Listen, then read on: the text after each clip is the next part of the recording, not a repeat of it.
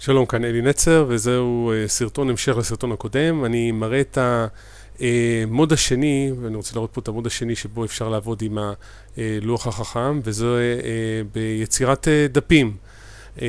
אז קודם כל אני עדיין בעמוד הראשון של לטובת, אני רוצה להציג פה איזה משהו.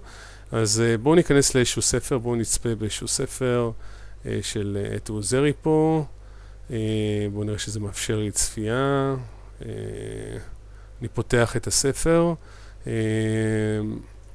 האמת היא שבכיתה אפשר להוריד את הצלומים מהספר, וכאילו לעשות איזושהי העתק וכולי, אבל רגע, בואו, אני רוצה לפתוח איזה עמוד בספר, אז רגע, אני רק אסגור את זה, שיהיה יותר נוח, ובואו נראה שאני מצליח. אוקיי, אנחנו פה נעבור, בואו נעבור לחפש פה איזה, נניח איזה בעיה. אני גם יכול להגדיל את זה אם אני לא טועה, פה אפשר להגדיל. בבקשה, בואו נראה, אני רוצה לפתור כרגע את התרגיל הזה שמופיע פה, או שזה יותר נכון שזה דוגמאות, אז זה לא בדיוק מתאים לי כרגע. בואו נניח שיש לנו פה, הנה בבקשה.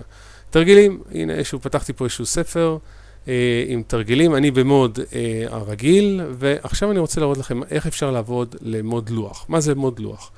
מוד לוח הוא למעשה פותח לנו דפים. יש פה, אין הגבלה למספר הדפים.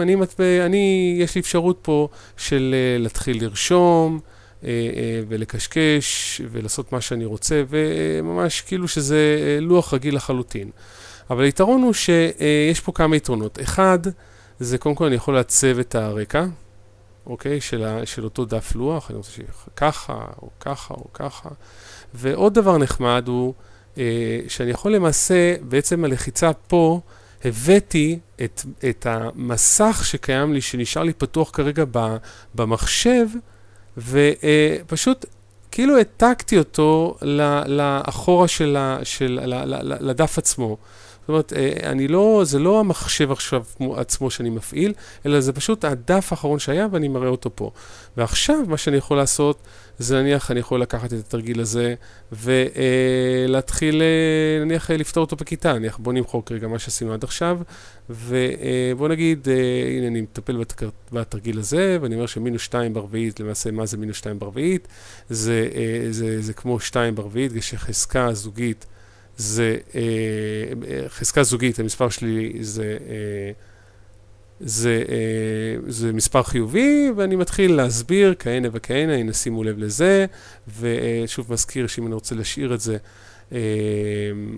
דלוק, אז ככה, אני יכול גם להגדיל רגע את מה שכתבתי, הנה שימו, מי שלא ברור לו, הנה בבקשה, ואם אני רוצה אפילו לסיים קצת את התרגיל הזה, התרגיל הנחמד הזה, אז אני יכול להגיד שבצבע אחר לקחת את זה, ולהגיד שנניח מינוס 2 בשישית, זה בדומה, זה כמו 2 בשישית, ואז אני יכול לכתוב את התשובה, התשובה היא למעשה צבע אחר, נכתוב את זה 2 בחזקת 4 ועוד 6, כן, מכפלה של מספרים, הנה נלמד משהו, מכפלה של מספרים בעלי בסיס, חזקות בעלי בסיס משותף, זה סכום המעריכים, אז זה 2 בעשירית. הנה בבקשה. עכשיו זה דוגמה לדף הראשון, כן, אנחנו עדיין בדפים, ואני יכול לפתוח עכשיו דף חדש.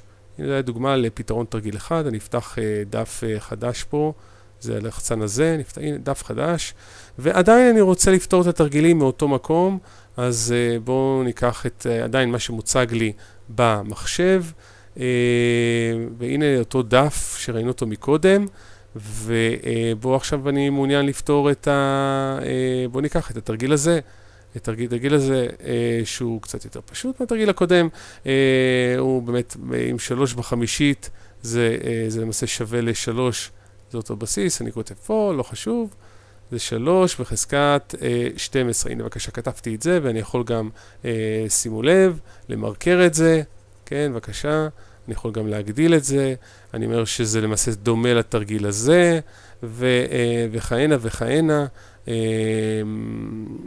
אוקיי, ואני אפתח עכשיו דף חדש, ובדף החדש הזה אני מעוניין אבל לפתור תרגילים מעמוד אחר בספר. אז רגע, זה מחייב אותי לחזור למחשב, אבל לפני שאני חוזר למחשב אני רוצה להראות שאני יכול לראות, אם אני רוצה כרגע לחזור לעמוד הראשון שעשיתי אותו, אז אני חוזר לפה, ואני אסגור כרגע את זה כדי שמסתר לי. והנה יש לנו את העמוד הראשון, שאני רואה אותו, ואני יכול עוד פעם לראות את העמוד השני, אם אני רוצה לראות אותו, או את העמוד השלישי החדש, אוקיי? זאת אומרת, פה אני יכול ממש לדפדף בין העמודים, ואם אני רוצה בעמוד השלישי שלי עכשיו לעשות את מה שאמרתי, אני חוזר עכשיו למוד הקודם, זה המוד שאני באמת, כמובן לחיצה על עכבר, המוד שהמחשב עכשיו, אני מתפעל את המחשב, ופה אני למעשה מדפדף, רק איך אני מדפדף פה, אני צריך לזכור, כן, איך אני מדפדף פה. זה פשוט ההפעלה של הספר עצמו, זה לא קשור לתוכנת הגרפיקה, והנה יש לנו פה תרגילים אחרים, אותם אני רוצה להראות, לפתור עכשיו על אותו דף שלישי שפתחתי. אז אנחנו נייבא את התצוגה הזאת, הבאתי את התצוגה של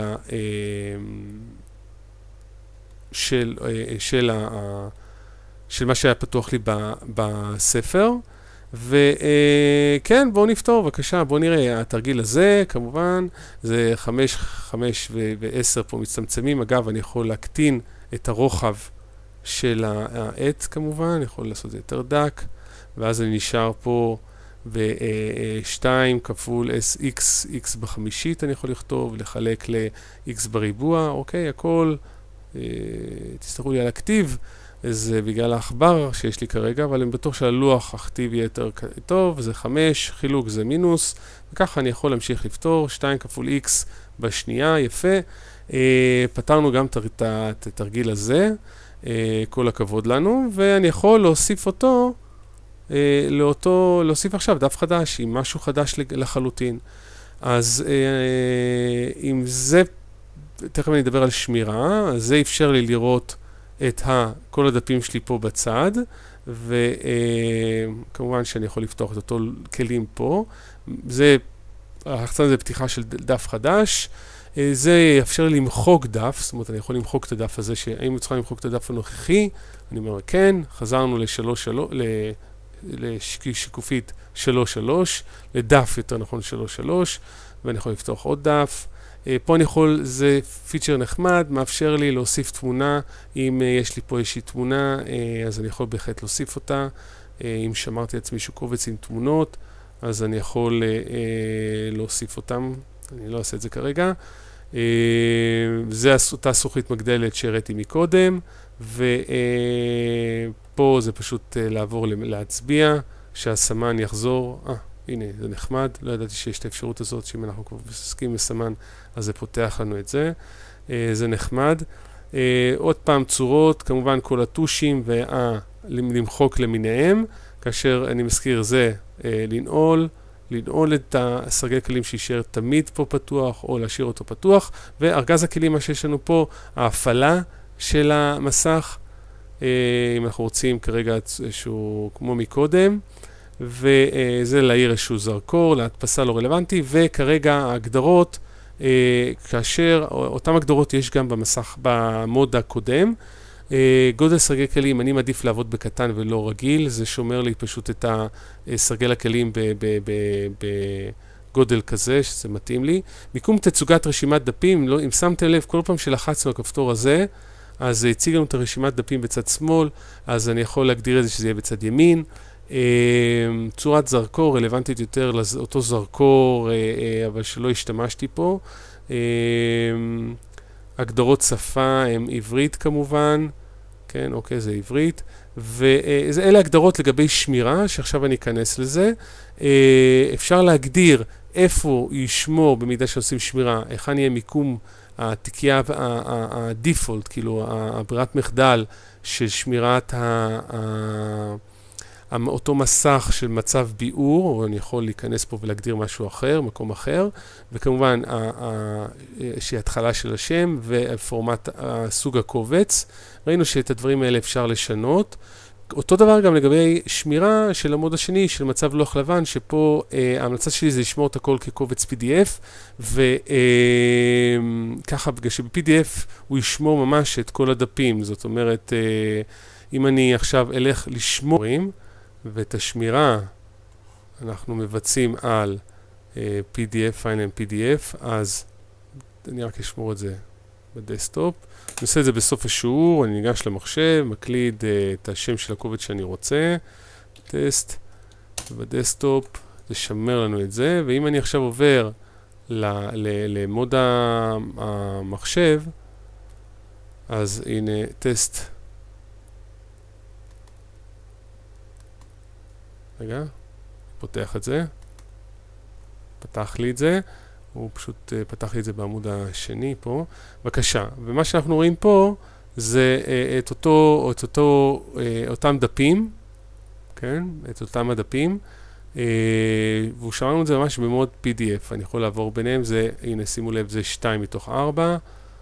וזה עמוד שלישי, ועמוד רביעי השארנו אותו ריק. ואת הקובץ הזה אני יכול לשלוח לתלמידים למעשה בסוף השיעור. אז אני מקווה שנהנתם, ועד כאן בסרטון הנוכחי. תודה.